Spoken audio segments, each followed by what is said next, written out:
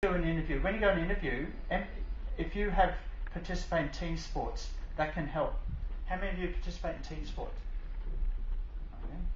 That's a good thing. Interviewers like that. But you've got to say why it's good. You can say that you've experienced failure with a team. Why? Because you're joining a team. You need to know how to experience success and failure with a team. If you've already done that in a team sport, you can emphasise that in your job interview. That's a good thing. That's a good thing. Okay? Because companies want to know whether you can fit into a team or not. They don't want to employ you as an individual. Are you with me? Okay, good. Now, my third job, I failed. Why? Because 2 years later they suggested, maybe Neale, you're not cut out for this. Okay, the accounting job, chartered accounting.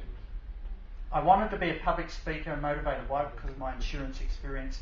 I had a lot of encouragement from Dad's friend who owned the insurance company. He gave me all these motivational tapes.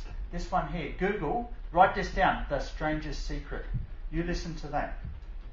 You listen to that. That is one of the most listened to motivational tapes in this world. Have a listen to that when you get a chance. Just Google it and you can play it from your computer. The Stranger's Secret, that's the name, and that's the website that you get. But I was afraid, my major fear, if I filled out a card then, on one side, I want to be the world's greatest motivator. Okay, on the other side, my greatest fear was public speaking. Okay? Alright? Sort of opposites, right? So how do you overcome that? How do you practically get past that? Okay? I didn't think of it, I didn't have the card idea then. But look back now, they were my two sides of the card. Okay? So I just said, okay, well, let's just try it. I go to University of Melbourne, be a tutor in the Department of Accountancy. Give me a start. Why is a tutor, it's a sort of stepping stone? Why? Because I've just got a class of about 15 students. Okay? Tutor, not a lecturer, just a tutor. All right, just 15. Okay, let's go through these exercises. I don't have to talk, and we just map them up. Here's the solution. And okay, very minimal public speaking, and just it's very quantitative. Okay, something like what the tutors do in Hong Kong U. Okay, so that was my first job, and I was there for 18 months. Okay, but then I was asked to leave that too. Okay, I failed there too. Why? Because the boss said, Neale, you're not cut out to do research. And Melbourne University is a research university. We don't want just teachers in this university. So politely, they don't say fired, you're fired. They just say, look, we recommend you go for another job as a teacher. Okay, you'll be okay as a teacher, but don't try research. How did that person make that assessment? Because he made that assessment because I did research methods with him. Okay, and that was back in 1991, and I only got a C for research methods. I just got a C for research methods in accounting. That's a major course you have to do a PhD, and they can assess you very quickly whether you're cut out to do a PhD or not. Okay, I got a C. A C means average. Okay, if you want to do a PhD, you should be getting A in research methods. Okay, I tell my PhD students they should be getting A in their coursework, because they are actually studying to be a scholar, okay, not studying to have extra skills and knowledge. Okay? All right. So, let me ask you, when was the last time you said no to an opportunity? I'm going to come to that very, very shortly. When was the last time you said no to an opportunity? Hands up. When was the last time you said no to an opportunity? Huh? When was the last time? Put your hand up if it was 1 day ago. Put your hand up if it was 1 hour ago. Put your hand up if it was at 2 today. I think you all better put your hand up. Okay? Every one of you said no to an opportunity except Brian. Okay? Put your hand up. Now, put your hand up. You all said no.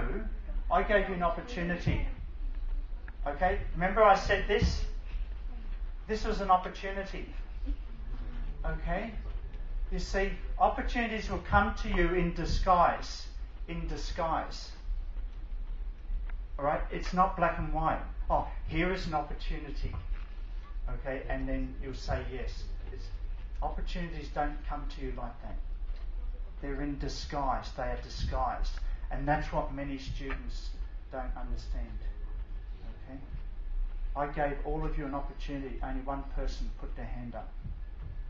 What were you feeling? What were you thinking? Were you thinking you'd be embarrassed? You're thinking, oh, I don't know how to do it. Okay, how many of you were uncertain? Put your hand up if you are uncertain. Yes, okay, all right. Think about it. Why did you say no? Then you'll learn more about your own fears. That's your other side of the card. Okay, all right. So let's keep that in mind. Like I said, the talk today was about that first opportunity. I gave you one in disguise, and most of you said no. Okay? Your future life is going to be like that too. Opportunities that come to you are going to be it's not going to be clear whether it's an opportunity or not. Okay?